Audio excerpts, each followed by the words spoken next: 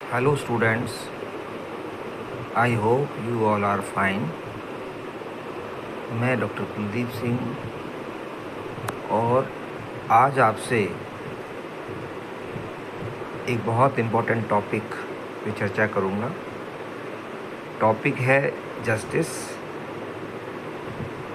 Justice topic पर एक video बनाया जा चुका है जिसमें हमने जस्टिस का इम्पोर्टेंस क्या होता है, जस्टिस किसी भी समाज के लिए क्यों ज़रूरी है, जस्टिस की मीनिंग क्या है, उसके डेफिनीशंस क्या हैं, तो कुछ इम्पोर्टेंट डेफिनीशंस आपके साथ शेयर की थी। इसके साथ ही जस्टिस की एट्रीब्यूट्स क्या हैं, या यूँ कहें कि जस्टिस की कैरेक्टरिस्टिक्स या उसकी विशेषताएं क्या हैं, ये भी हमने आपके साथ शेयर की थी। और जॉन रॉल्स का एक थोड़ा सा इंट्रोडक्टरी पार्ट भी हमने आपके साथ डिस्कस किया था। हालांकि जॉन रॉल्स को अभी हम किसी दूसरे वीडियो में बहुत ही डिटेल में डिस्कस करेंगे, क्योंकि जॉन रॉल्स का जस्टिस थ्योरी के लिए बहुत इम्पोर्टेंट उसकी भूमिका है, उनका योगदान है।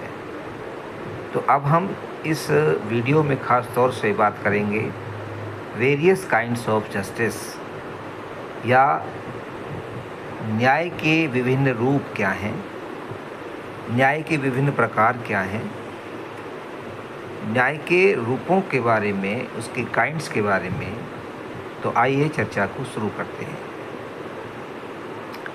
There are many kinds of justice such as natural justice, moral justice, legal justice, social justice, economic justice, and political justice. So we will discuss these kinds of justice one by one. First is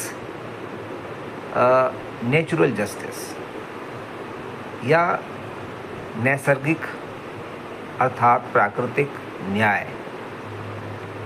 प्राकृतिक न्याय क्या होता है, इसको समझना जरूरी है। न्याय का एक रूप प्राकृतिक न्याय है, जिसका मतलब है कि व्यक्ति को वो सभी अधिकार देना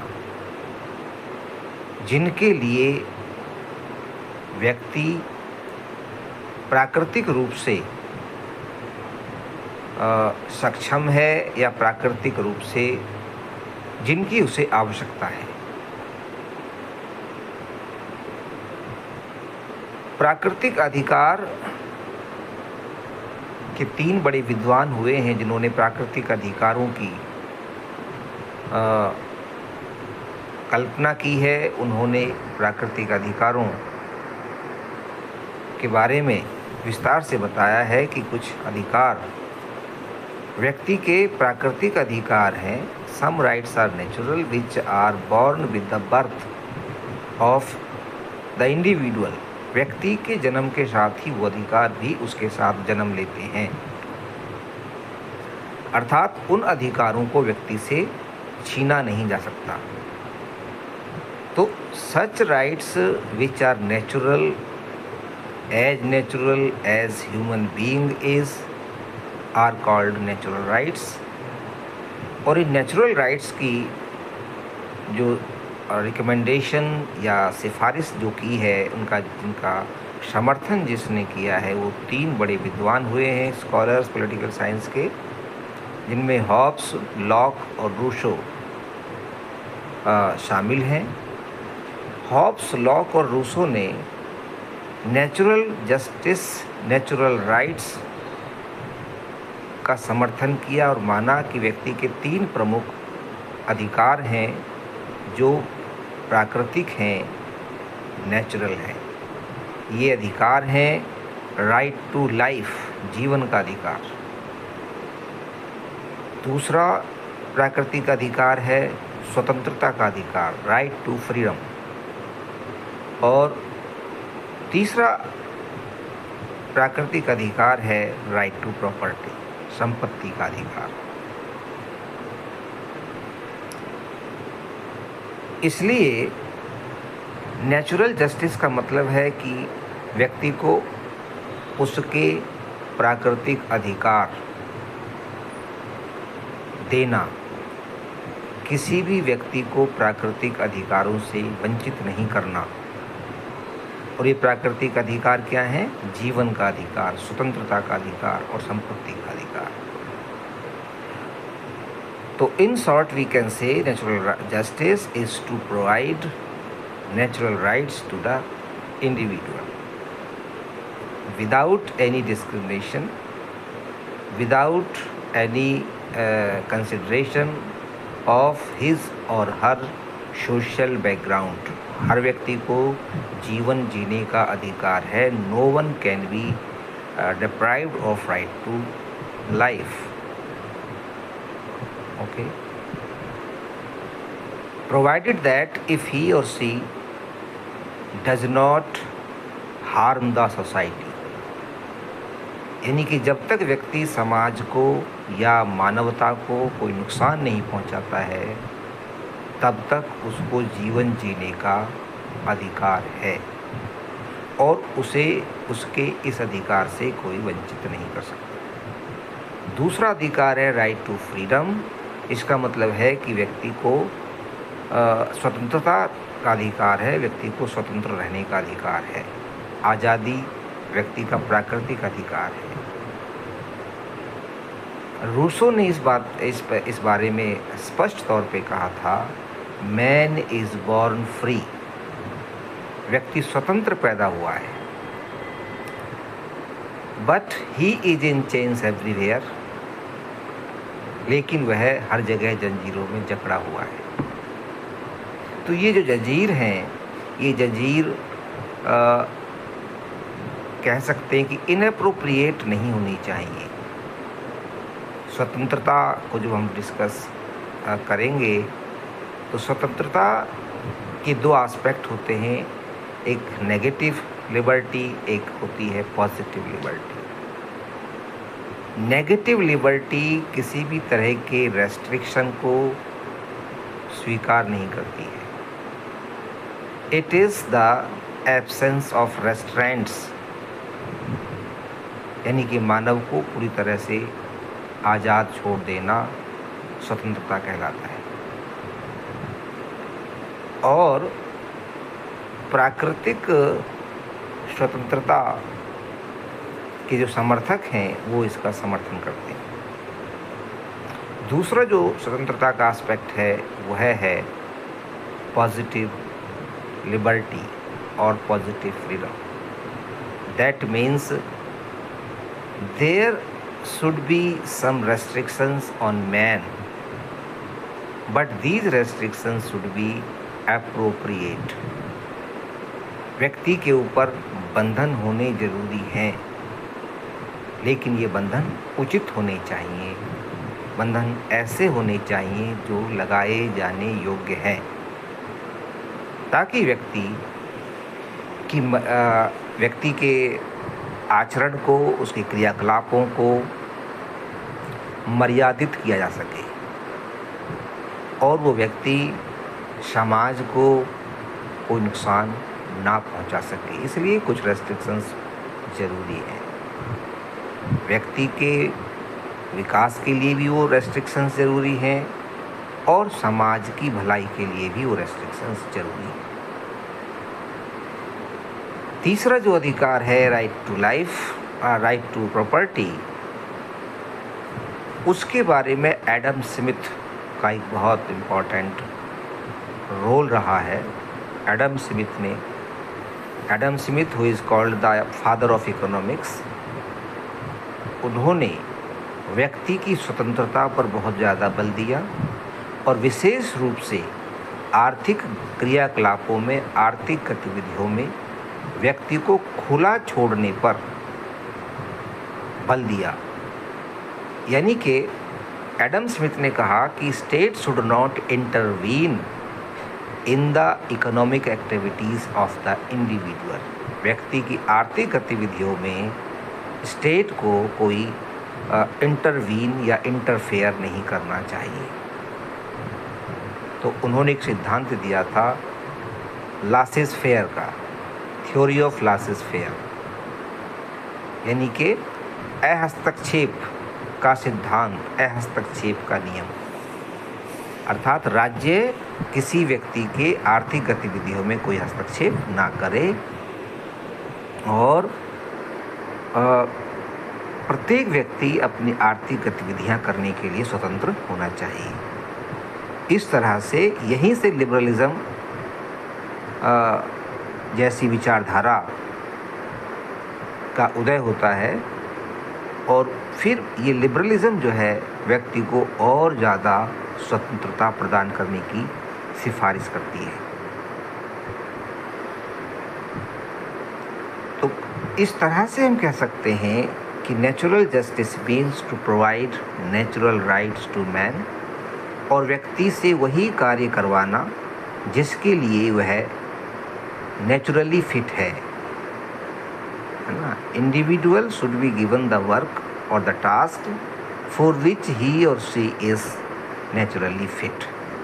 हमें ऐसे व्यक्ति से कोई काम नहीं लेना चाहिए जो व्यक्ति उस कार्य के लिए फिट ही ना हो। जैसे एक कमज़ोर आदमी के ऊपर हम ज़्यादा भार नहीं रख सकते, because he is not naturally fit for that. Another one is moral justice. Moral justice का मतलब है, इसको हिंदी में हम नैतिक न्याय कहते हैं। नैतिक न्याय का मतलब ये हो गया कि हर व्यक्ति को अपनी संतान से कुछ कर्तव्यों की अपेक्षा होती है। हालांकि मॉरल जस्टिस के लिए स्टेट ना तो रेस्पॉन्सिबल है, ना ही स्टेट इसको लागू करवा सकता है। लेकिन मॉरल जस्टिस व्यक्ति की मॉरलिटी से आती है कि हम कितना मॉरल हैं, कितना नैतिकता में विश्वास करते हैं, कितना हम अच्छाई के रास्ते पे चलते हैं। तो मॉरल जस्टिस का मतलब है कि हर वह व्यक्ति जो कमज़ोर है उसे सरकार से या फिर समाज से हमदर्दी की ज़रूरत होती है, ताकि वह और उसका जीवन आसानी से व्यतीत हो सके। जैसे कि हर व्यक्ति का ये कर्तव्य है कि वह असहाय व्यक्ति की मदद करे, अब वृद्धावस्था में अपने माता पिता की मदद करे, सहायता करे, ताकि उनका जीवन आसानी से व्यतीत हो सके। तो नैतिक न्याय का मतलब है कि नैतिक रूप से हर व्यक्ति को अपनी जिम्मेदारियों को निभाना चाहिए, ताकि समाज की बेहतरी हो सके, समाज में अच्छाई स्थापित हो सके और समाज को संवेदनशील और मानवता पर आधारित बनाया जा सके। अनदर इम्पॉर्टेंट आस्पेक्ट, अब यहाँ से असली जो 4 इम्पॉर्टेंट जो आस्पेक्ट हैं या काइंड्स हैं जस्टिस के, वो शुरू होते हैं। लीगल जस्टिस, कानूनी न्याय का मतलब है कि हर व्यक्ति कानून के सामने बराबर है। Law will treat everybody equally, all will be equal before the law. कानून के सामने सब बराबर होंगे। कानून किसी के साथ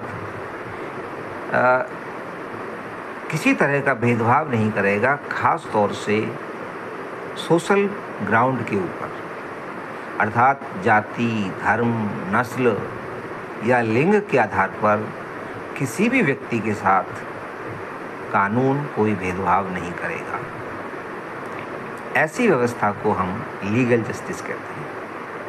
तो legal justice in other sense we can say that absence of discrimination,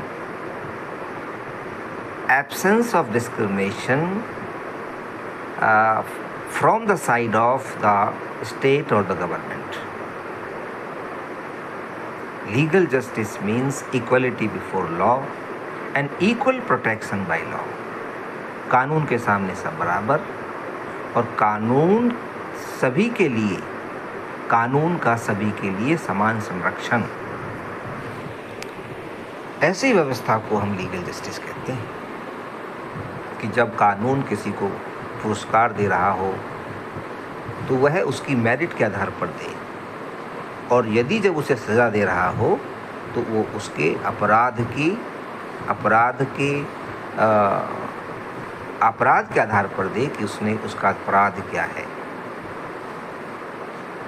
इसके साथ ही नागरिकों के लिए ज़रूरी है कि वह अपनी लीगल जो रिस्पॉन्सिबिलिटीज़ हैं, लीगल ड्यूटीज़ हैं, उनका पालन करें।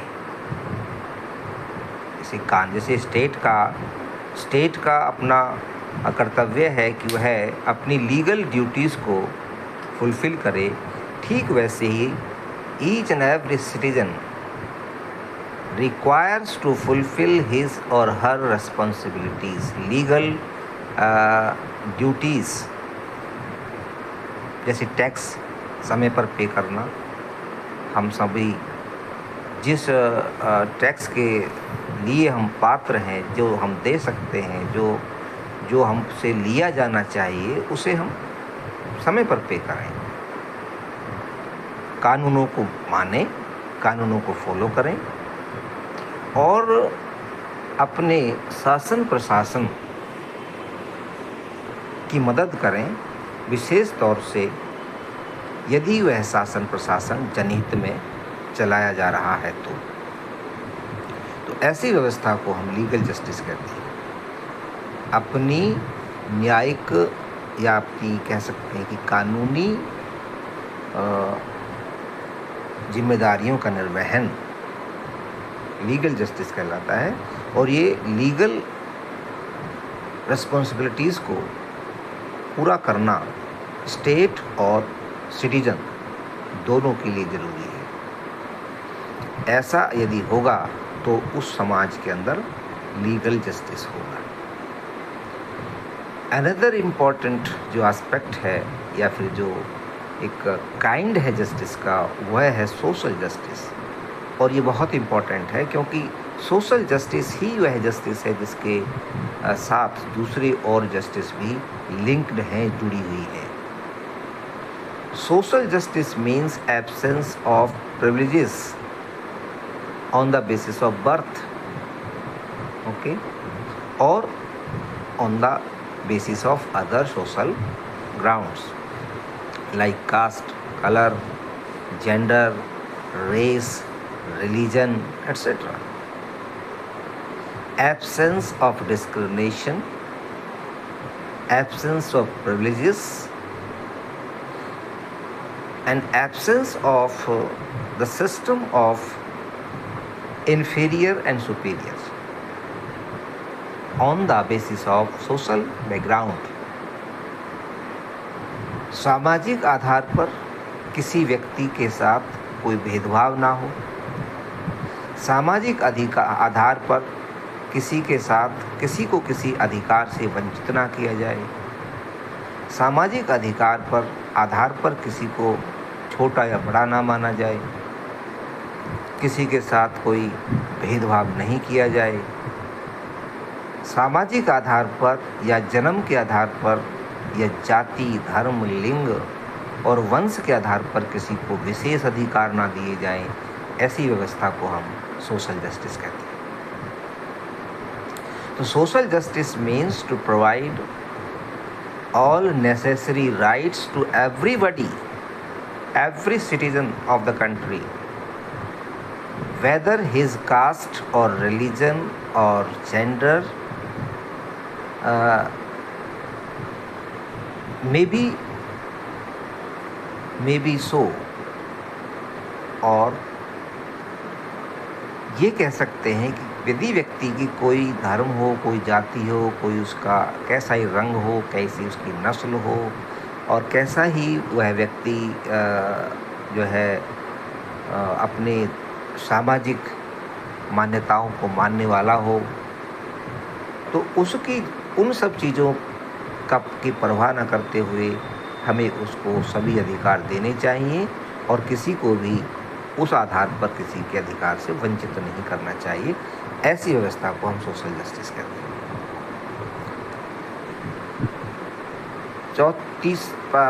पांचवें इम्पोर्टेंट इसमें जो जस्टिस का रूप है वह है इकोनॉमिक जस्टिस। इकोनॉमिक जस्टिस का मतलब है कि हर व्यक्ति को अपनी आजीविका कमाने के लिए उचित वातावरण उपलब्ध कराया जाए। प्रत्येक व्यक्ति को आर्थिक अधिकार दिए जाएं ताकि वह अपनी आजीविका कमा सके। किसी भी व्यक्ति को कोई कार्य करने से वंचित ना किया जाए। किसी व्यक्ति को कोई भी व्यवसाय अपनाने से नहीं रोका जाए, बशर्ते कि वो व्यवसाय गैर कानूनी ना हो। तो to provide economic rights to everyone without any discrimination is called economic justice। यानी कि आर्थिक रूप से व्यक्ति को खुला छोड़ दिया जाए कि वह आर्थिक रूप से कोई भी गतिविधि करे, बस कंडीशन ये है कि गतिविधि या वो जो आर्थिक एक्टिविटी कर रहा है, जो इकोनॉमिक एक्टिविटी कर रहा है, it should not be illegal. पांचवा इम्पोर्टेंट, जैसे अब इसमें इकोनॉमिक राइट्स में बहुत सारे राइट्स होते हैं, जैसे राइट टू वर्क है, राइट टू लेजर या राइट टू रेस्ट है। इसके साथ ही अगला है पॉलिटिकल जस्टिस।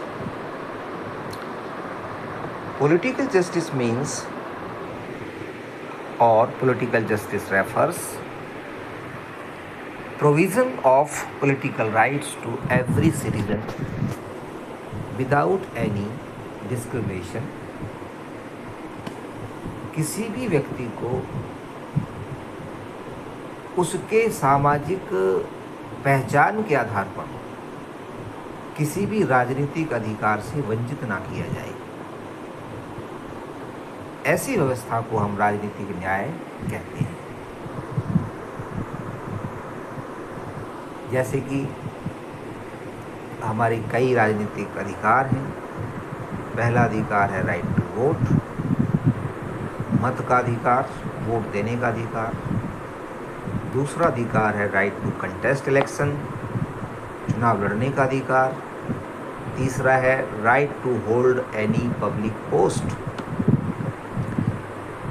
कोई भी सार्वजनिक पद धारण करने का अधिकार, बशर्ते कि उस पद के लिए कोई व्यक्ति योग्य है। और योग्यता का पैमाना यहाँ पर कोई सोशल ग्राउंड नहीं हो सकता, सामाजिक आधार नहीं हो सकता, मतलब जाति, धर्म, लिंग या नस्ल आदि नहीं हो सकते। उसके लिए योग्यता का जो पैमाना है वो कुछ और हो सकता है, लेकिन वो पैमाने सभी के लिए होते हैं, किसी खास तरह के समूह के लिए नहीं होते। और सरकार की आलोचना करने का अधिकार, right to criticise the government policies, right to protest, विरोध करने का अधिकार, right to form associations, unions और पॉलिटिकल पार्टीज। ये हमारे कुछ पॉलिटिकल राइट्स हैं।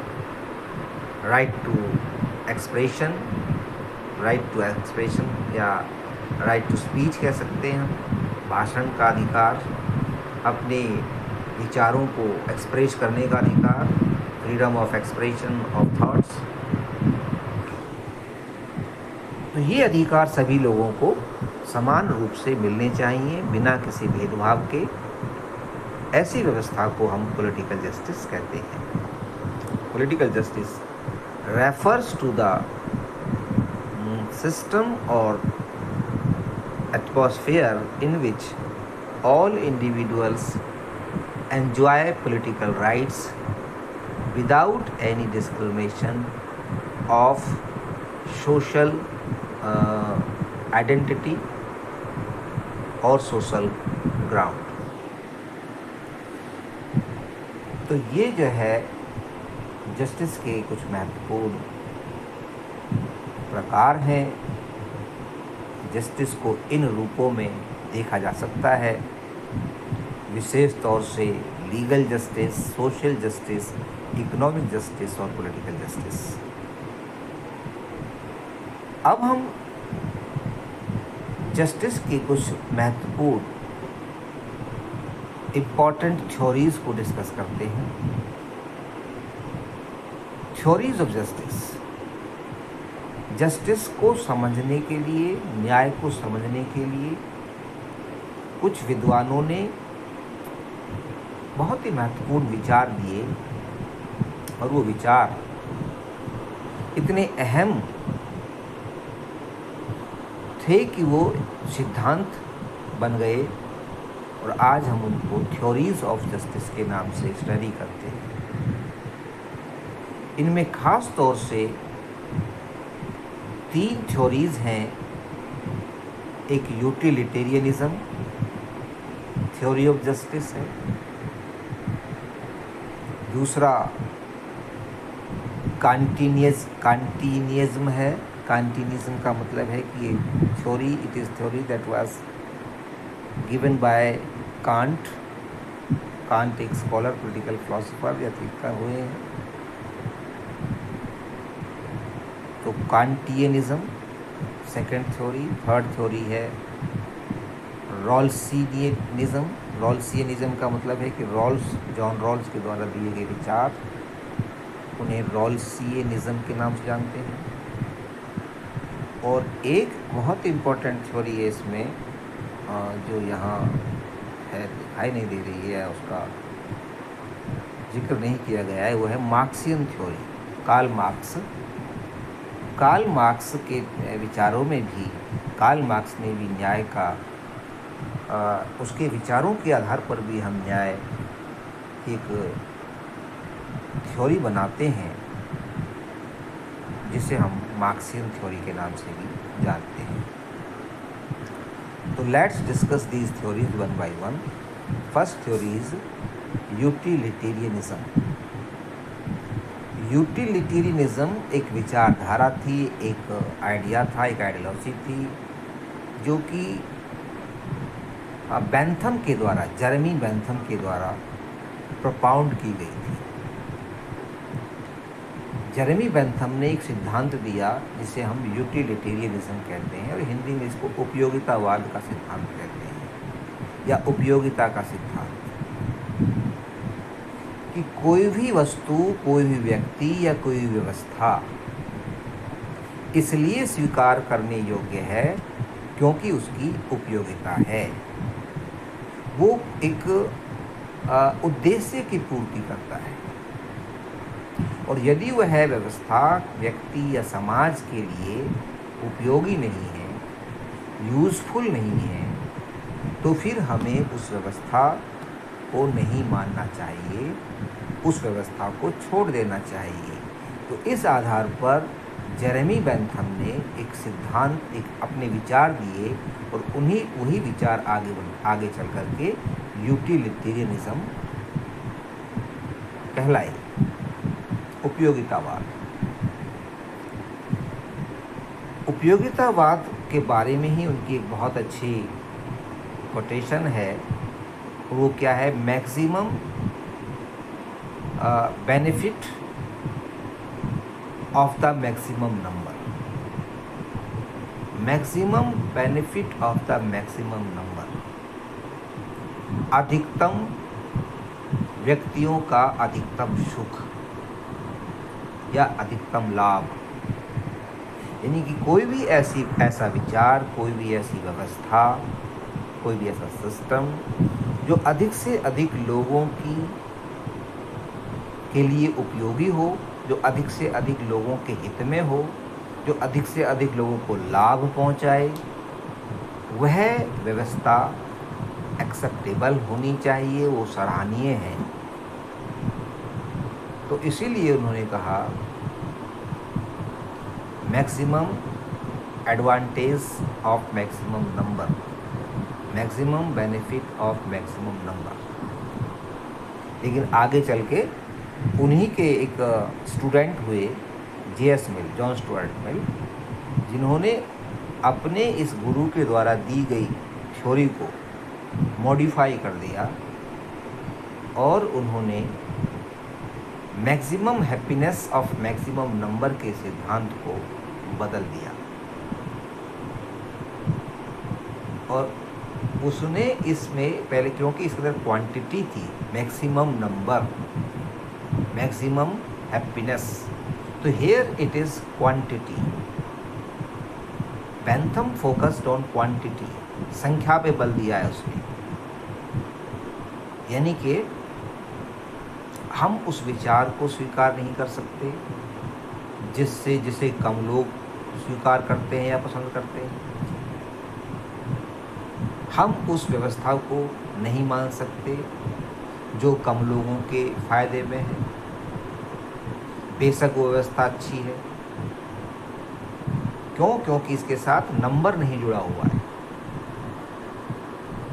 तो जॉन स्टुअर्ट मिल ने इस आधार पर इसको नकार दिया कि इसमें क्वालिटी की बात नहीं कही गई है, इसमें गुणवत्ता नहीं है।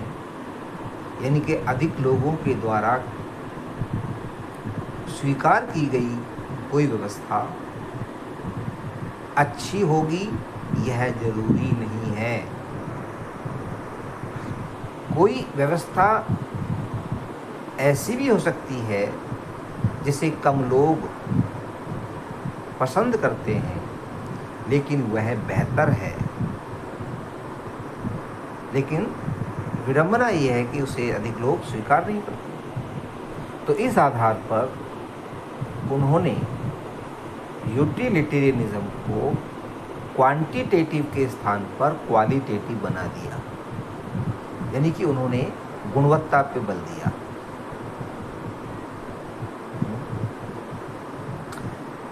यहाँ पे एक उदाहरण आता है कि भाई कि हम कैसे कोई भी हैप्पीनेस का स्रोत अलग अलग हो सकता है। सभी के लिए हैप्पीनेस का स्रोत एक जैसा होगा ये जरूरी नहीं है। किसी व्यक्ति को बहुत धन कमाने में आनंद आता है, एक व्यक्ति है कि उसे धन को खर्च करने में आनंद आता है, एक व्यक्ति है कि उसे कोई धार्मिक भजन सुनने में आनंद आता है, एक व्यक्ति है कि उसे कोई फिल्मी गाना सुनने में मज़ा आता है। तो व्यक्ति की जो सोच है और उसके जो हैप्पीनेस का पैमाना है, जो हैप्पीनेस का जो लेवल है, वो अलग अलग होता है। जैसे एक उदाहरण और दे सकते हैं कि जैसे किसी व्यक्ति को गुलाब जामुन खाने में मज़ा आता है और किसी को कोई धार्मिक पुस्तक जैसे बाइबल या कुरान या गीता पढ़ने में आनंद आता है। तो J.S. मिल कहता है कि इन दोनों के आनंदों में बड़ा फर्क है। जो आनंद गुलाब जामुन खाने में आता है उससे कहीं बेहतर आनंद है धार्मिक पुस्तक को पढ़ने में।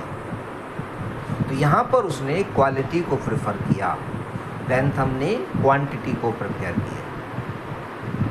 जैसे मान लीजिए कि अगर 10 लोगों का हम सर्वे करें और 10 लोगों से पूछें कि ये बताओ आपको गुलाब जामुन खाने में मज़ा आता है या कोई धार्मिक पुस्तक पढ़ने में मज़ा आता है, तो अगर उन 10 लोगों में से 6 लोग ये कह दें कि हमें तो गुलाब जामुन खाने में मज़ा आता है और 4 लोग ये कह दें कि भाई हमें तो धार्मिक पुस्तक पढ़ने में मज़ा आता है, तो यहाँ पर अब चूँकि नंबर किसके साथ है, नंबर गुलाब जामुन खाने वालों के पास है, उनकी संख्या ज़्यादा है। फिर भी हम ये नहीं कह सकते कि गुलाब जामुन खाना का जो आनंद है वो किसी धार्मिक पुस्तक या नैतिक पुस्तक, नैतिक मूल्य, धार्मिक को भी आप छोड़ दीजिए, नैतिक मूल्यों की पुस्तक को पढ़ने से बेहतर हो सकता है। तो एक यहाँ पर बहुत लंबी बहस है, उसमें न जाते हुए तो उसमें फिर बहुत लंबी वीडियो हो जाएगी। हमें बस इसको इसी तरह समझना है कि this theory holds that justice is achieved when the greatest happiness is achieved for the greatest number of people. यानी कि अधिकतम व्यक्तियों के अधिकतम सुख की बात करती है, और यदि कोई व्यवस्था अधिकतम व्यक्तियों को सुख दे तो वो न्यायपूर्ण है, ऐसा ये थ्योरी मानती है। ठीक है, जबकि जॉन स्टुअर्ट मिल ने इसको नकार दिया, जैसे मैंने आपको बताया है। दूसरा इसमें जो थ्योरी है वो है कांटिनिज्म की थ्योरी। कांटियनिज्म की थ्योरी है, दिस थ्योरी होल्ड्स दैट, यानी किसने दी गई? कांट ने दी है, कांट। ठीक है, बहुत सारे विद्वान हुए हैं, Hegel, Kant, Green, T H. Green वगैरह वगैरह, तो उनमें से कांट भी एक बहुत महत्वपूर्ण स्कॉलर हुए हैं। उन्होंने इस थ्योरी को दिया। उन्होंने क्या कहा कि this theory holds that justice is achieved when individuals are treated as ends in themselves rather than means to an end. यानी कांट एक आदर्शवादी विचारक थे। He was an idealistic thinker. इसलिए वो उसका मानना था कि न्याय का मतलब है कि व्यक्ति को एक साध्य माना जाए, व्यक्ति को साधन नहीं मानना चाहिए। यानी कि किसी भी एंड, व्यक्ति अपने आप में एक साध्य है, एक एंड है, एक लक्ष्य है। और वो लक्ष्य क्या है कि व्यक्ति को हमें एक सभ्य प्राणी बनाना है, व्यक्ति को एक सामाजिक प्राणी बनाना है, व्यक्ति को एक नैतिक प्राणी बनाना है। तो ये उसका अपने आप में वो एक एंड है, वो एक साध्य है। लेकिन जबकि दूसरी जो विद्वान हैं, उन्होंने व्यक्ति को एक साधन के रूप में स्वीकार किया है कि एक विचार को हमें प्राप्त करना है, एक आदर्श से स्थिति को प्राप्त करना है, जिसके लिए हमें व्यक्तियों का इस्तेमाल करना चाहिए। व्यक्तियों का इस्तेमाल करके हम उसका एक आदर्श स्थिति को प्राप्त कर सकते हैं। कांट ने उस बात को नकार दिया। उसने कहा कि व्यक्ति अपने आप में साध्य है, तो ऐसी कोई व्यवस्था जो व्यक्ति के लिए हितकर है वही स्वीकार्य है। ऐसी कोई व्यवस्था जो व्यक्तियों का इस्तेमाल करके बनाई जाए वह व्यवस्था अच्छी हो ही नहीं सकती। अब जैसे यहाँ पर हम समझ सकते हैं दो उदाहरण से कि कुछ लोग धर्म के आधार पर राज्य की रचना करना चाहते हैं। उनका एक आदर्श है कि हम एक ऐसा राज्य बनाना चाहते हैं। अब इस राज्य को बनाने के लिए वो व्यक्तियों का इस्तेमाल करते हैं। They use the people as tools और instrument to achieve the ideal state that they want to have.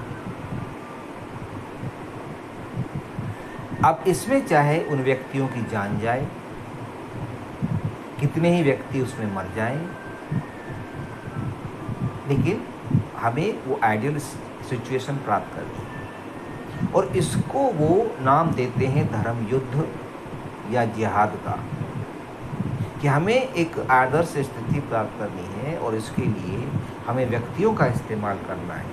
और व्यक्तियों का इस्तेमाल ऐसे करते हैं कि व्यक्ति को वो मानव बम, ह्यूमन बम में तब्दील कर देते हैं और व्यक्ति खुशी खुशी अपनी जान देने के लिए तैयार हो जाता है। उनका दिमागी शोषण किया जाता है, उनका ब्रेन वॉश कर दिया जाता है। तो कांट ने इस बात को नकार दिया। कांट ने कहा कि व्यक्ति अपने आप में साध्य है, व्यक्ति साधन नहीं है। तो ऐसी व्यवस्था न्यायपूर्ण है जिसमें व्यक्ति साध्य है और व्यक्ति की खुशी, व्यक्ति की बेहतरी के लिए ही व्यवस्था काम करती हो, ना कि ऐसी किसी व्यवस्था को प्राप्त करने के लिए व्यक्तियों का इस्तेमाल किया जाए जो काल्पनिक है, जो व्यवहार में स्थापित नहीं हो सकती। बहुत ही गहरी बात कांट ने कही। अगली बहुत इम्पॉर्टेंट थ्योरी है और this theory is known as Rawlsianism या Rawlsian theory of justice. Rawlsian theory holds that justice is achieved, न्याय तभी प्राप्त किया जा सकता है when the distribution of resources and benefits is fair and equitable, जब संसाधनों और तमाम लाभों का बंटवारा निष्पक्ष हो और समान हो। यानी कि जो संसाधन हैं उन संसाधनों का विकास वितरण इस तरह से किया जाए कि उस संसाधन का लाभ सभी को मिले। ऐसा नहीं कि संसाधन कुछ मुट्ठी भर लोगों के हाथ में केंद्रित हो जाएं और बहुत सारे लोग संसाधन विहीन रह जाएं। तो ऐसी व्यवस्था को हम जस्ट सिस्टम नहीं कह सकते, ऐसी व्यवस्था को हम न्यायपूर्ण व्यवस्था नहीं कह सकते, जिसमें कुछ लोगों के पास संसाधन हो और कुछ के पास संसाधन ना हो। तो Rawls focuses on just distribution of resources and benefits, ठीक है, ताकि so that each and everyone should get the benefit of the resources। यानी कि resources के एक व्यक्ति के नहीं होनी चाहिए, resources सबको मिलने चाहिए। और वो तो आगे और इस बात पर बल देता है Rawls, John Rawls was of the opinion that freedom, posts, rights and resources should be distributed in a way so that least advantaged may get maximum benefit। यानी कि रॉल्स का ये मत था कि स्वतंत्रता, अधिकार और पद तथा संसाधन इस तरह से बांटे जाएं कि कम से कम सुविधाभोगी, न्यूनतम सुविधाभोगी को अधिकतम लाभ मिले। यानी कि जो डिप्राइव्ड सेक्शंस ऑफ सोसाइटी हैं, बैकवर्ड सेक्शंस ऑफ सोसाइटी हैं, उनको मार्जिनलाइज्ड सेक्शन ऑफ सोसाइटी हैं, they should be given more benefit, they should be given more advantage rather than those who are in good position. This was the justice in the views of the John Rawls.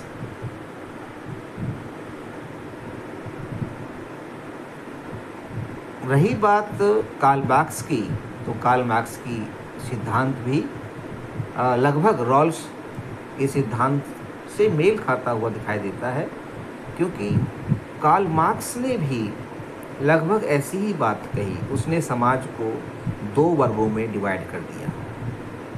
He gave economic division of the society in two sections or in two classes. One class is haves and another one is not haves। साधन संपन्न लोग और साधन विहीन लोग, ऐसे लोग जिनके पास साधन होते हैं, दूसरे लोग जिनके पास साधन नहीं होते। तो कहते हैं कि समाज में इस तरह के वर्ग काफ़ी समय से चले आ रहे हैं। काफ़ी समय से कहने का मतलब है कि प्रिमिटिव एज के बाद, when man was in the primitive age, there was no property। उस वक्त कोई संसाधन नहीं था, कोई संपत्ति नहीं थी और सभी लोग सभी संसाधनों का इस्तेमाल करते थे। पेड़ पौधे सबके थे, सब उन पेड़ पौधों का इस्तेमाल करते थे। उन पेड़ पौधों से कंदमूल, फल, फूल प्राप्त करते थे। किसी की कोई प्रॉपर्टी नहीं थी। That was the primitive age. सब जानवर का शिकार करते थे, जिसको जो जानवर का शिकार करना है उस जानवर का शिकार कर लेता था, कोई जानवर किसी व्यक्ति का नहीं था। लेकिन जैसे जैसे समाज आगे बढ़ा, सभ्यता आगे बढ़ी, तो प्रॉपर्टी का सिद्धांत आगे आ गया। यानी कि एक व्यक्ति ने जिस दिन भूमि के एक टुकड़े को घेर करके ये घोषणा कर दी कि ये मेरा है, उसी दिन से संपत्ति का सिद्धांत भी अस्तित्व में आ गया। ये इस बात को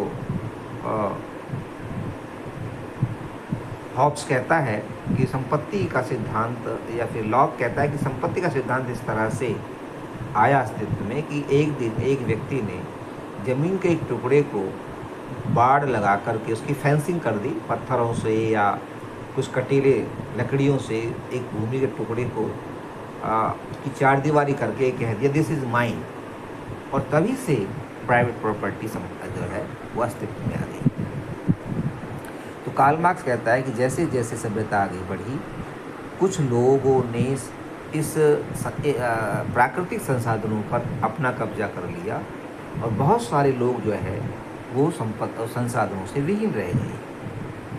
अब यहाँ जब उन लोगों को ये पता चला कि हमारे पास संसाधन नहीं है, तो उन्होंने संघर्ष करना शुरू किया संसाधन पाने के लिए। अब जिनके पास जो संसाधन आ गए, उन्होंने संघर्ष किया उन संसाधनों को अपने पास ही रखने के लिए। तो therefore there was a class struggle. उन्होंने कहा कि जो दुनिया का इतिहास है, जो दुनिया का इतिहास वर्ग संघर्ष से भरा हुआ है। दो वर्ग रहे हैं हमेशा, एक हैव्स और एक नॉट हैव्स। तो कार्ल मार्क्स ने कहा है कि जो नॉट हैव्स हैं, इन नॉट हैव्स को ही संसाधन उपलब्ध कराना न्याय है, और प्राइवेट प्रॉपर्टी का खात्मा करना, प्राइवेट प्रॉपर्टी को समाप्त करना ही न्याय है।